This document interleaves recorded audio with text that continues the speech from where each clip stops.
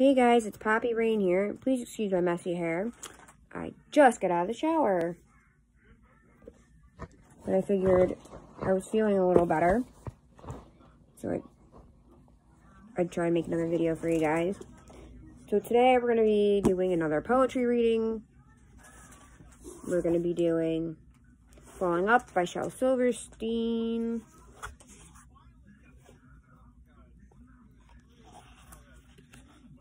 Let's get back into this. We're not even halfway through the book yet.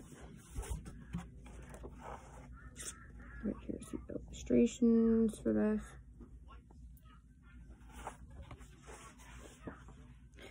My robot. I told my robot to do my bidding. He yawned and said, "You must be kidding." I told my robot to cook me a stew. He said, "I got better things to do." I told my robot to sweep my shack. He said, "You want me to strain my back?" I told my robot to answer the phone. He said, "I must make some calls of my own." I told my robot to brew me some tea. He said, "Why don't you make tea for me?" I told my robot to boil me an egg. He said, "First, let me hear you beg." I told my robot, "There's a song you can play me." He said, "How much are you going to pay me?" So I sold the robot because I never knew exactly who belonged to who. The Deadly Eye. It's the deadly eye of Poogly Pie. Look away as you walk by, 'cause whoever looks right at it surely will die. It's a good thing you didn't. You did? Goodbye.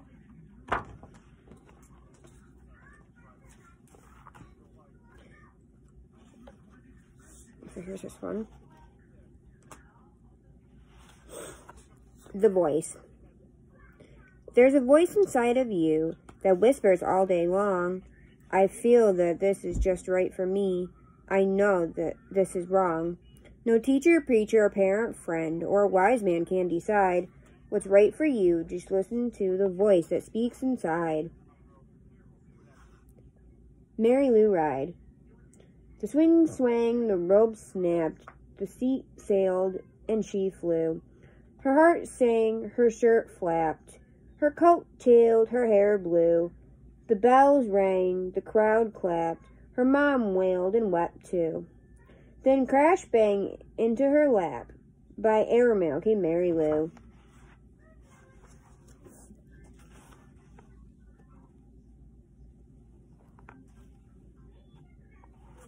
So guys, just a fair warning with this video, I think I'm going to do something a little bit differently.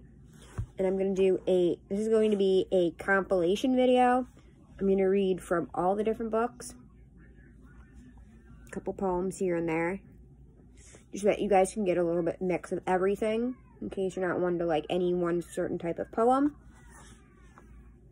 So I'll read a couple more from this book and then we'll move on to the next book. The Monkey. One little monkey was going to the store when he saw a banana. 3 he'd never climbed before. By 5 o'clock that evening, he was sick with a stomach ache, 'cause 7 green bananas was what that monkey ate. By 9 o'clock that evening, the monkey was quite ill, so 10 we called the doctor, who was 11 on the hill. The doctor said, "You're almost dead. Don't eat green bananas no more." The sick little monkey groaned, and he said, "But that's what I 1, 2, 3, 4. Imagining. You're only just imagining that mouse is in your hair. You've got to stop imagining the mice are everywhere. I think you're just imagining to give yourself a scare. But trust me, dear, I wouldn't lie. There is no mouse up there."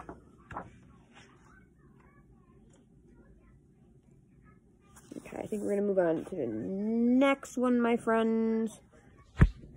Whoops. Sorry, guys. Oh, I'm having such bad luck with this phone today. Let me see what I can do. I'm going to see.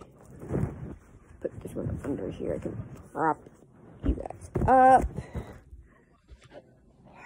Much better. Okay, today we're going to, so next we're going to be doing, it's called Wildly Into the Dark, Typewriter Poems in the Rattlings of a Curious Mind. This is Tyler Knott Gregson, who does the book we've been reading, Miracle in the Mundane.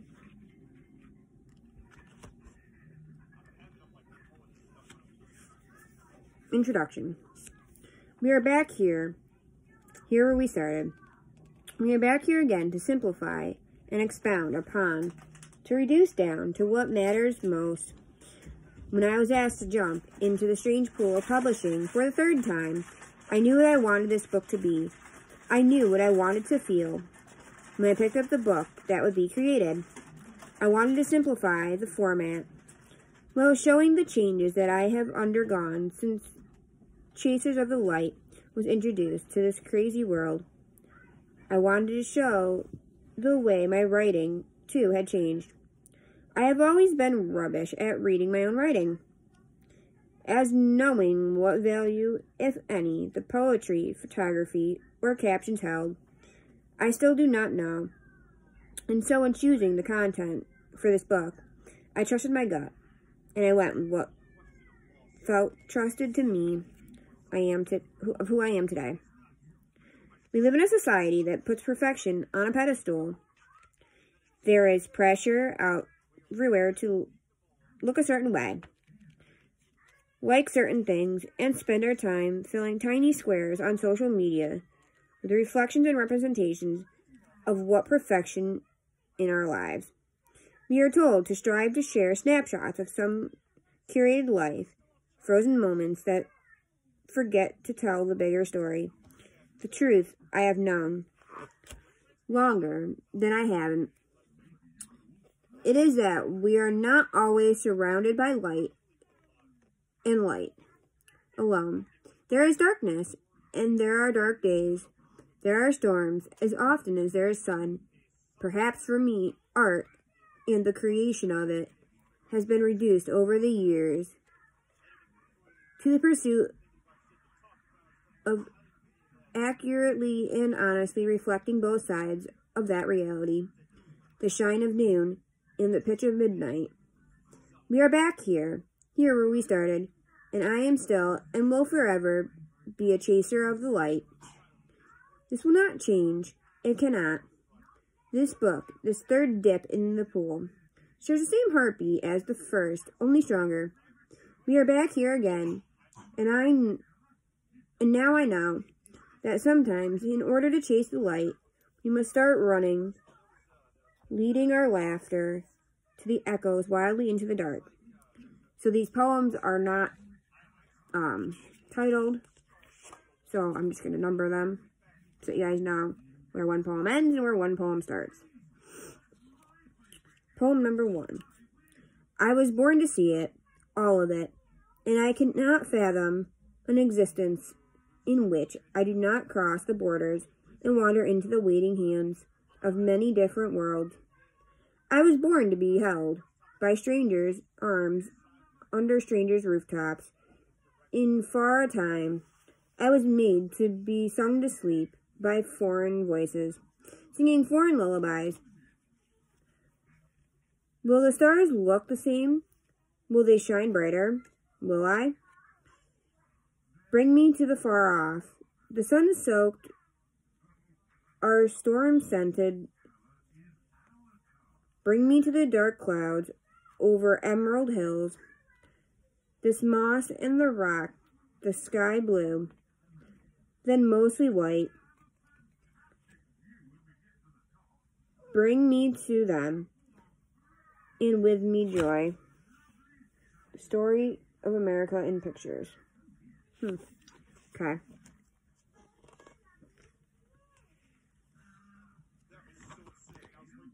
Number 2. We will wake to the road, the ribbons of black stretched and winding north. We were made to do this. There is a reason our toes point forward, and we will find what others before us gave up for lost. Carry us wind, drift us across borders, and let us settle like dust. Where will we accumulate? Come with me, hold my hand and wander off the map into the rest of what lives out beyond this, into the untamed peace of the world Let us find the solitude, the perfect solace of standing quiet in the great expanse. Just stand with me. You are the only one I knew that feels as good as alone. Okay, guys, we're going to read one more poem. Hopefully my phone can hold this last poem. And then I'm going to call it quits for now. So this is number 3. I will be the silhouette in the window light if you'll be the indentation in the mattress. Some mornings you will rise before me. Some I will count your breaths, and I pull shirt sleeves down, arms, and force my face through the neck of some clothing I will wish I was not wearing. Be the light through the ceiling fan. I'll be the squeak of the reading lamp as it is pulled closer. Be the shower steam, and I'll write your name on the mirror. Okay, guys, well, just to make sure that my phone doesn't lose storage again, I'm going to cut this video short.